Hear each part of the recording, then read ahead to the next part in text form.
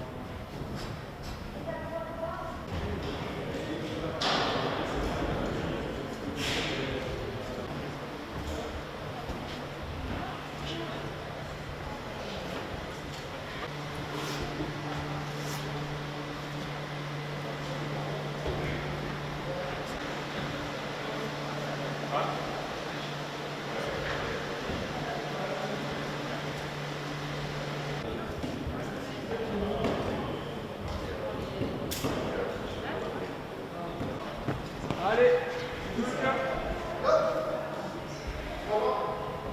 parti.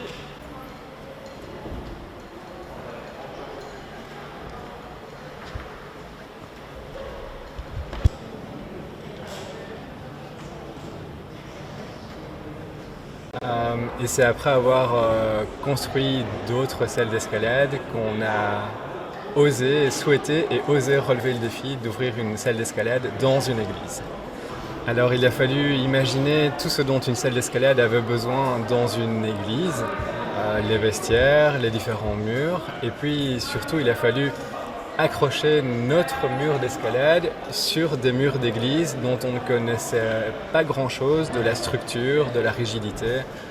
On a eu quelques défis, c'est sûr, on a dû se faire connaître et se faire découvrir. Avec la fabrique d'église, les choses ont été très très faciles, très très simples et très très bonnes et très très chouettes. Elles le sont toujours.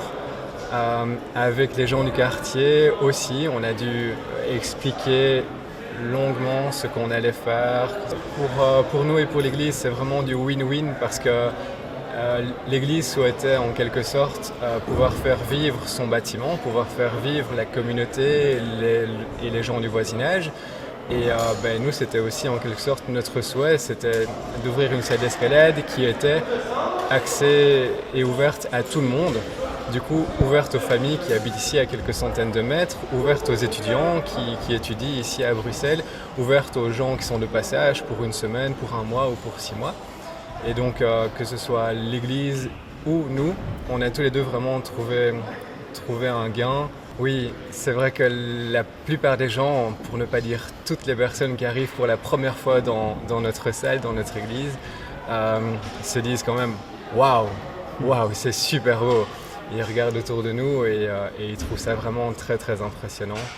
Et le bâtiment était abandonné depuis pas mal de temps, donc il y avait des fuites au niveau du toit, il y avait de l'eau un petit peu par terre, il y avait une centaine de pigeons, voire plus, dans le bâtiment. Il y avait beaucoup de détritus et de gravats à évacuer. C'est qu'il y avait de moins en moins de paroissiens et donc le bâtiment était en quelque sorte devenu trop grand pour la population actuellement et du coup leur souhait était de diminuer la taille de leur église et du coup de désacraliser une grande partie du bâtiment.